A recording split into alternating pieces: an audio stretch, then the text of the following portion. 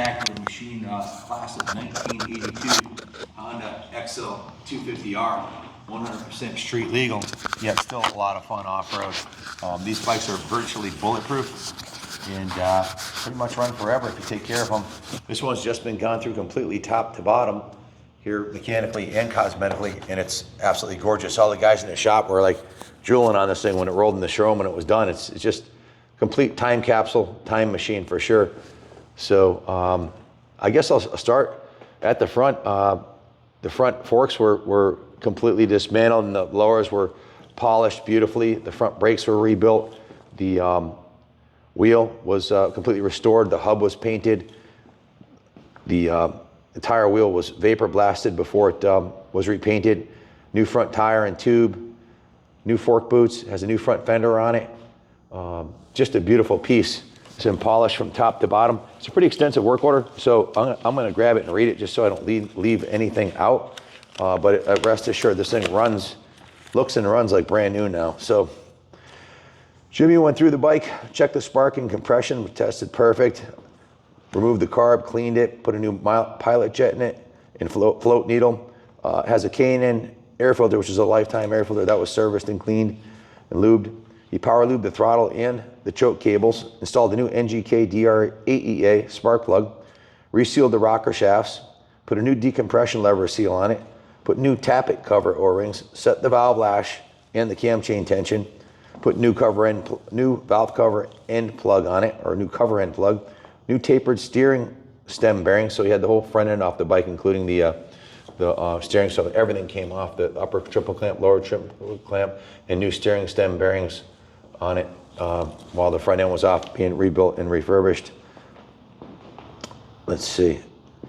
New bearings and races, new front tire and tube, service the brake drum and the backing plate, new front brake shoes, service the front wheel bearings, seals in the axle. New 520 gold drive chain on the rear, new rear tire and tube, service the brake drum and the backing plate, new rear brake shoes, new Yuasa battery with a battery terminal service performed, new timing window plug, and a new OEM style front fender from VMX. Those are pricey. That's an expensive fender, but it's worth every penny. Set the spoke tension front and rear, new front and rear Dunlop D605 tires, new tubes, and new rim strips.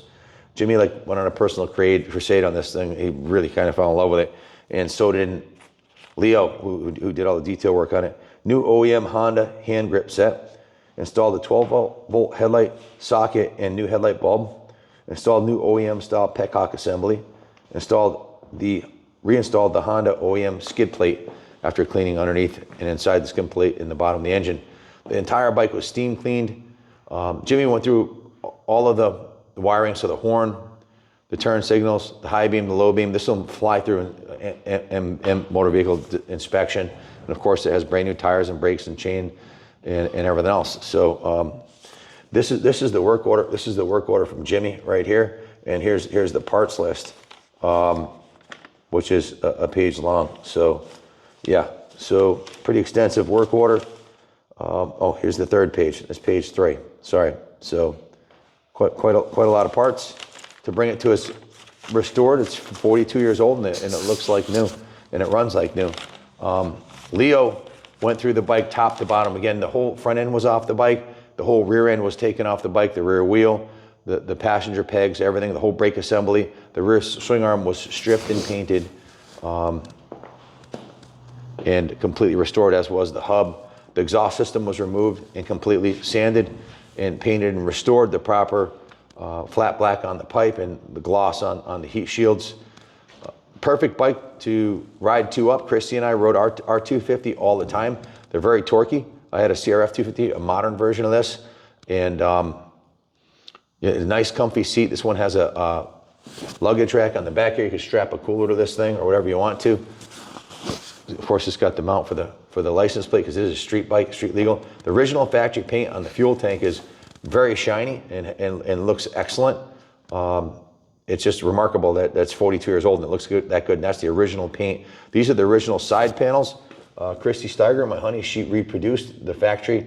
These aren't available anywhere, so she reproduced, made a template for the side number plates and the graphics. These are the original factory decals on here, but these are brand new. And the Pro Link sneakers on the swing arm are reproductions that she made that are brand new. The ones that were available online weren't the same size as originals or color. These are exact replicas. So quite a bit of labor of love on this one. The entire engine was sanded and painted. The engine cases, the engine covers, the cylinder and the head were all repainted, as was the exhaust. The frame is original paint, except for on the exposed frame rails on the sides here where your boot would rub on it. Those were repainted, and the rest of the frame was touched up. The Kickstarter was repainted. The pegs were repainted. Just a, you know, no expense spared cosmetic full rotisserie detail. Even polished the aluminum inspection cover here.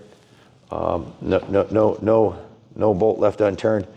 Has the original decal on the front of here, the original VIN tag, and it has the original factory 1982 logo still intact on the fork stay here.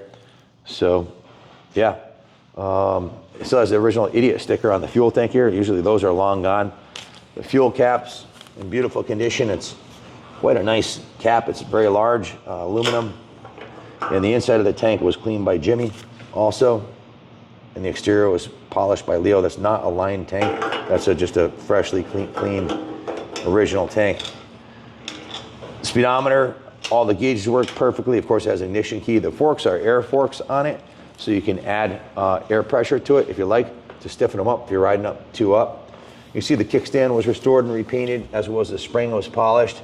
The bolts were polished. The chain guide was repainted. Everything's been addressed on the bike. It's cosmetically beautiful. You can see it has a new fuel petcock, new fuel lines. The car's been rebuilt and cleaned in the carb clean tank. New carb drain lines. Leo even polished the aluminum here. He did a stunning job on this bike. That's the good news. The bad news is it's over 50 hours of shop labor. Leo himself had 40 hours into this, and that doesn't include Christy's time creating the templates for this. Basically, I bought these home, and she basically takes I don't know exactly how she does it, but she puts contact paper on and traces it, and then cuts it out and puts it on the wall, and then takes a picture of it, and then somehow imports that into her computer, and they come out perfect every time. It's unbelievable what she does. Because these weren't available anywhere. So the guys were blown away at the finished product. I'm blown away. I think it's absolutely beautiful. It's a bike you can be proud of owning, and because it's a Honda, it's going to be trouble-free. They're pretty much bulletproof. So testimony to the quality of Mr. Honda's products here. Definitely well-engineered and bulletproof. If you have any questions about this beauty, give me a call, 860-454-7024. That's the shop phone, 9 to 5, Monday to Friday. Actually, I'll talk to my son, Kenny Jr., or Bill Blight. They'll answer the phone, or my daughter, Jordan, might answer the phone, and we'll take care of you. We ship anywhere in the country, and it's ready to go. Get on and ride. Everything's been sorted out, and she's ready for another 40-plus years. Thanks for watching. God bless America.